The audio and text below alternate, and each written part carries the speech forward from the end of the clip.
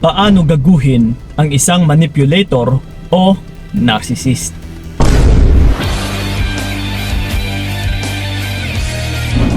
Yes. Actually, ito talaga yung pinaka-definition ng narcissist, which is yung manipulator.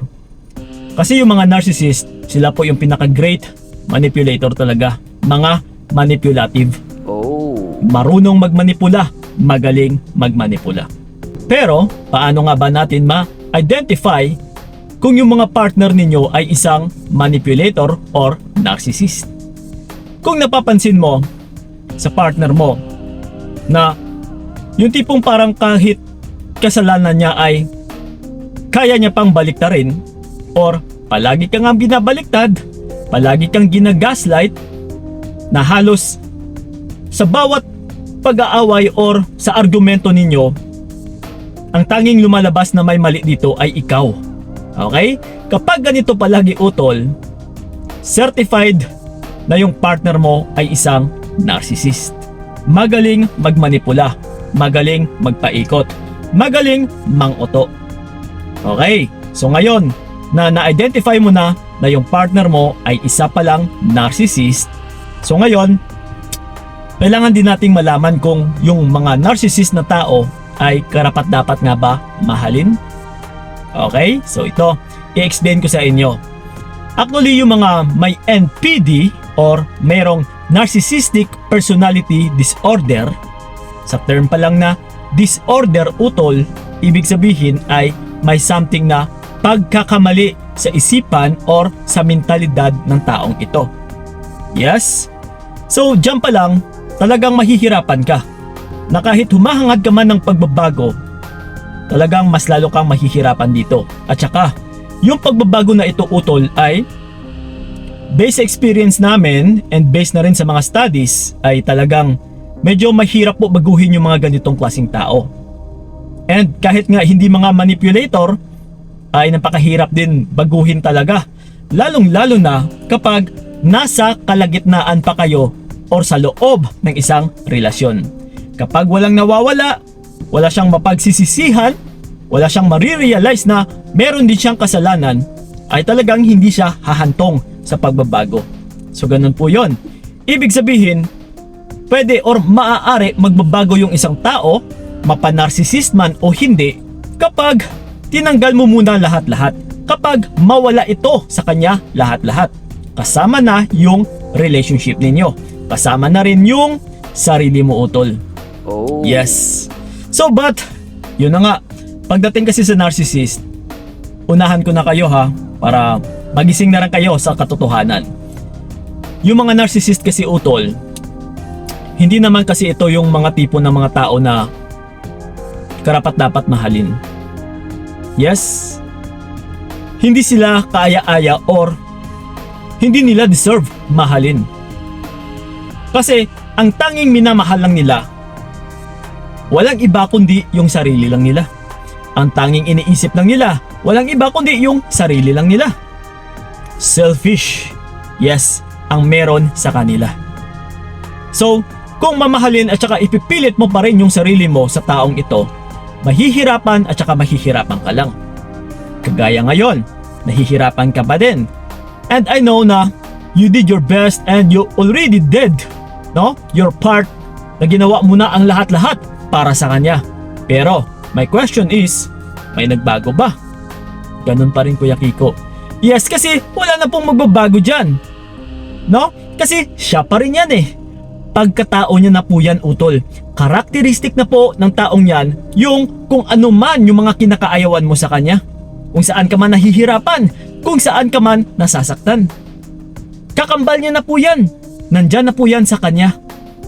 So ngayon, ang tanging pinakaugat lang dito, walang iba utol, doon pa lang sa sinabi ko kanina na hindi nila deserve mahalin, wala tayong ibang gagawin dito kundi umatras.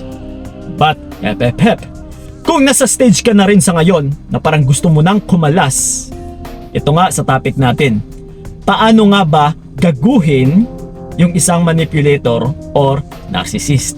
Para kahit paano, makaganti ka man lang, no? Para masaktan din sila na para makita din nila na hindi maganda yung pag-uugali nila.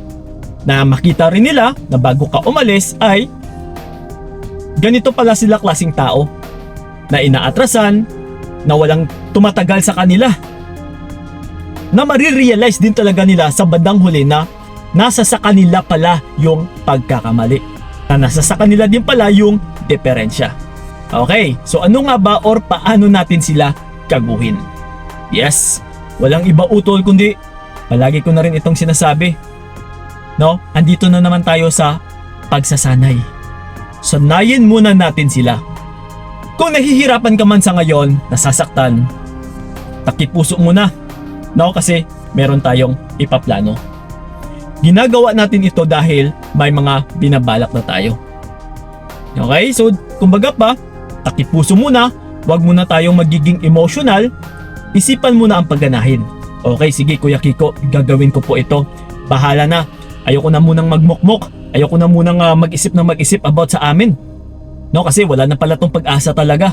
Yes, kasi sarili lang naman nila ang kanilang minamahal. So ngayon, ito po, sanayin muna natin sila sa loob ng 1 linggo ng magiging nice muna tayo. Okay. Ang gagawin natin is, kung pwede lang, huwag kang magreklamo na. Huwag ka nang magsiselos. Huwag ka nang panay pa argue sa kanya. No, kung ano man yung nakikita mo na parang hirap ka na parang binabastos ka pa din, na yung tipong parang gusto mo na sanang magtampo, pero kailangan mo munang mag-hold on. Kailangan mo munang magtimpi. Kailangan mo muna talagang magtiis. Uy, sige, teka lang. Tiisin ko muna to kasi pang 5 araw na eh. So 2 araw na lang yung hihintayin ko. Magiging nice muna ako sa kanya. Aarugain ko muna siya. Magpapaapak muna ako. Sige, okay lang. No? So, sige, arugain muna natin siya. Asikasuhin muna natin siya. Ipagluto mo muna ng masasarap. Kung may nagawa or kapag hindi ka pa nakagawa sa kanya ng pinakamasarap na pagkain, ito na yung pagkakataon mo utol na gawin mo na yung pinakamasarap mo na pagkain. Yes, ihain mo ito sa kanya. Lahat-lahat talaga utol na yung pinaka best mo or yung pinaka kung saan ka pinakamagaling sa pag-aaruga o sa pag-aalaga, gawin mo na sa taong ito sa ngayon, sa loob ng 1 linggo. Kasi ito nga ang mangyayari after ng 1 linggo utol. Di ba? Naalala nyo po yung sinabi ko kanina na wala na pong pag-asa yan? Yes? Para kung goal mo is makita ng lalaking ito na siya pala yung may pagkakamali, then gawin nyo po yung bagay na ito para mapagsisihan niya din pagdating ng araw. Pagka 8 days utol, ito na nga, no?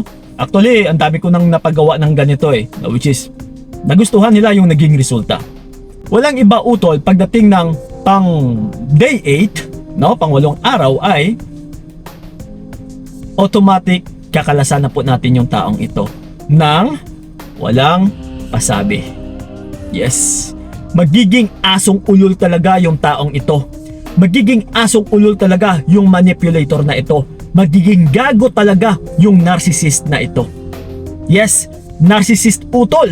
Ibig sabihin, kapag ganito yung isang tao, magiging kalaban mo talaga to. So ngayon, magpapadaig ka ba? No? Magpapalugmok ka ba? Magpapauto ka lang? Magpapamanipula ka lang? Hindi naman pwede yun. So bago ka umiskerda, bago ka umalis or bago mo atrasan yung taong ito, why not na maghiganti ka muna bahagya para magiging asong ulol din yung taong ito. Para, yun na nga, sa pamagat pa lang natin, gagaguhin. No? Para magiging gago talaga yung taong ito kasi wala namang kwenta eh. Puro lang pagmamanipula, puro lang pampapaikot na siya at siya lang talaga yung or sarili niya lang yung dinidepensahan niya. So yun po yun utol. Copy? Nakuha ba? 1 linggo lang po yan ha. And then, boom, mag-vanish ka na. That's it.